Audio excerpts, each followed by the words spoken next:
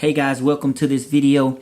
In this lesson, we're going to learn a quick pathway to publishing. There are a few steps you need to use. There's going to be some lessons in your workbook that I will cover at the end of this. The first tip that we're going to use in publishing, and it's going to sound like a lot, but it's going to be to read your manuscript 9 times from forward to back and then from back to front. The idea here is to see if your book stays on topic through the entire manuscript. So if you read it from backwards to forwards, like for instance, from chapter 9 to chapter 1, you may find that in chapter 9, you veered off topic, you veered off subject. It's a way to keep congruency within your book. It's just a tip. You don't have to do it. A lot of people, when I say, oh, read it 9 times, a lot of people don't understand that.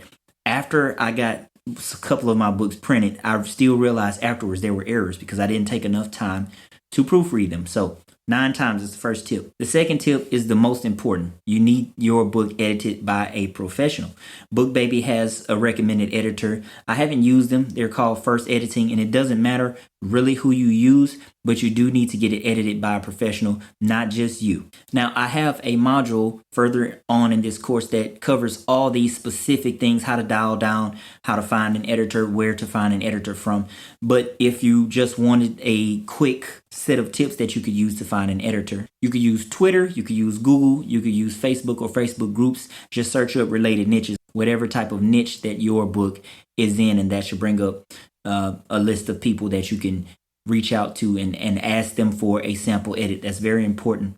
All professional editors should be able to offer you a sample edit of some of the books that they have edited before, so you can see their style of editing and whether it matches the tone of what you want your book to sound like to a reader or not. You want to look at some of their previous works and check out their website. Next, you want to research keywords in your niche. So you might want to look at the top 3 to 5 books on Amazon, see what the titles look like, see what the covers look like. You'll start to see some similarities there, and you can make your book match whatever the top books in that niche are. It's a good benchmark to make sure that your book stacks up to the books that are popular in your particular niche. Again, make sure to look at the book covers, make sure to see how the titles are put together and the descriptions of the books, and then make yours match or something similar to that. So you can make sure that your book comes up in search history, your book description is well written, things of that nature. After you proofread your book, it's a good idea to get the book in copy.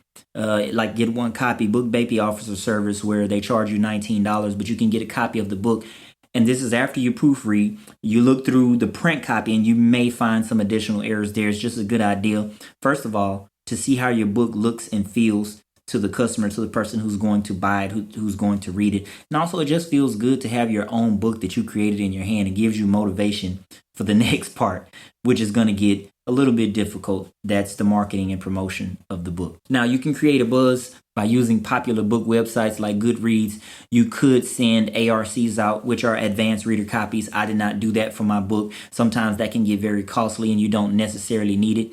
Just you can use social media as a tool to get your book out, to market the book. This is also the time when you want to look at getting an ESP, an email service provider, and try to start building an email list so that you'll have a list of readers that you could also promote your book to, or other books that you write that they may be interested in. You want to come up with where and how you're going to sell your book. It's always good to have a strategy and not to just hope that the book gets out there. That's not a good game plan. So a lot of people talk about getting a publisher or an agent. And the thing is, maybe you've worked a long time on this book. Maybe you believe in what you're doing. And a publisher their only job is to find books that is going to make their publishing company money. So maybe yours doesn't make the cut. And that could be demoralizing or could be heartbreaking if you put your heart and soul into a manuscript. So I would say you can go the self-publishing route, try some marketing and promotion there. And then if your book gets traction, then you can shop that to publishing agents to try to get a publisher. But oftentimes, one of the things that people have complained about with publishers or having a publishing deal is that if you're not a J.K. Rowling or some known author, Stephen King or something, you really get minuscule profits off the book. And sometimes they may shelve your book in favor of a more popular, and that is sometimes a daunting task, especially if you're looking for that revenue from your book and you have to wait for it to sit on the shelf for a long time. So I like the self-publishing route, but you can try getting a publisher after, I would say, shopping the book around, learning the ropes, which is why it's great to self-publish first, so you can kind of learn some of the ins and outs of releasing a book. And this way, when you go to the publishers, when you try to get an agent, you'll already have that knowledge and you'll be able to negotiate a better price, a better percentage on what you get from your book royalties. If I were you, I would schedule the release 3 months after I have the book in my hand, because there are all kinds of things that happen. Maybe the printer printed something wrong, you notice an error, and then you need time to send that back to get the things fixed. These kind of things happen sometime, and you want to give yourself enough room to market and promote the book before it comes out. So that's my rule of thumb. About 3 months after you have the book in hand, this gives you time to get some steam for the book and to start creating a buzz for your book. Hope that helps. This is the end of the lesson.